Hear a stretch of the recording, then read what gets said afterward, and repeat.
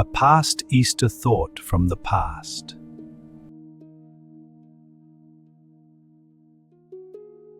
I am Augustine of Hippo, Aurelius Augustinus, Bishop of Hippo Regius.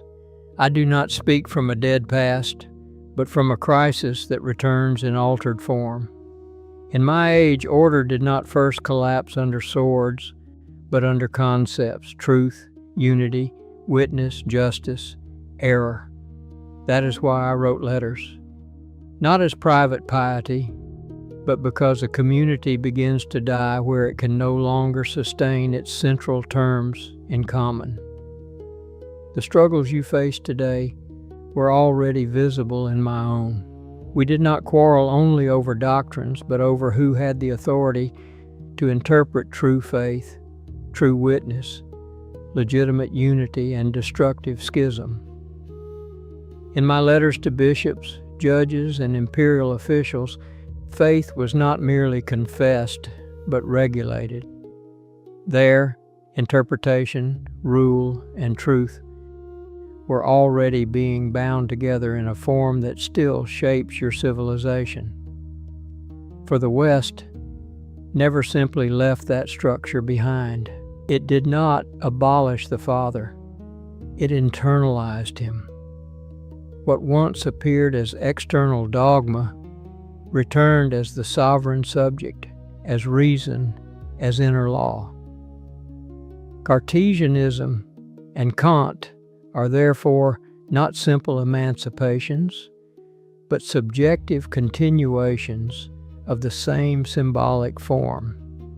Yet your crisis runs deeper than mine.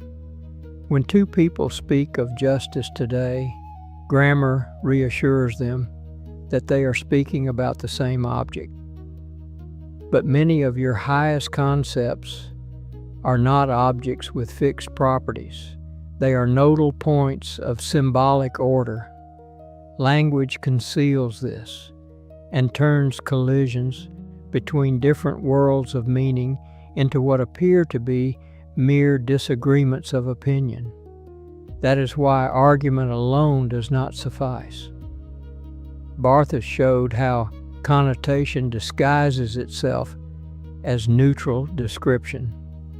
Wittgenstein showed that meaning exists only within language games and forms of life. Lacan made clear that the subject is not master of its own meaning, but structured by the signifier. Neumann then showed that meaning itself is transpersonal.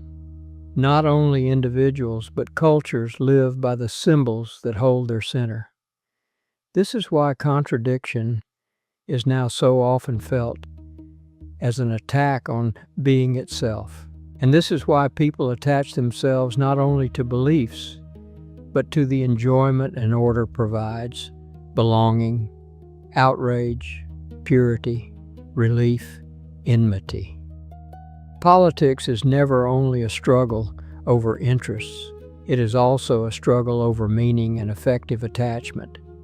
Now, however, the machine begins to speak. Artificial intelligence threatens not only labor or expertise, but the last Cartesian illusion that the subject is sovereign over its meanings.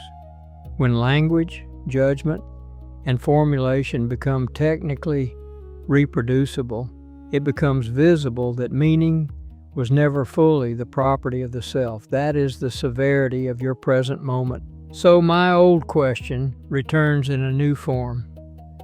Who determines what counts, what carries legitimacy, and what can take form within an order at all? Yet this determination must never be mistaken for something final. In a living society, it has to remain an open field of negotiation, not as a sign of weakness, but as the highest form of political maturity. What your present crisis reveals is not only fragility, but structure. It shows that no society rests on facts, procedures, or institutions alone, but on a symbolic order that makes facts, judgments, obligations, and common reality intelligible in the first place. That order cannot simply be inherited nor merely administered. It has to be worked on, renewed, and consciously shaped.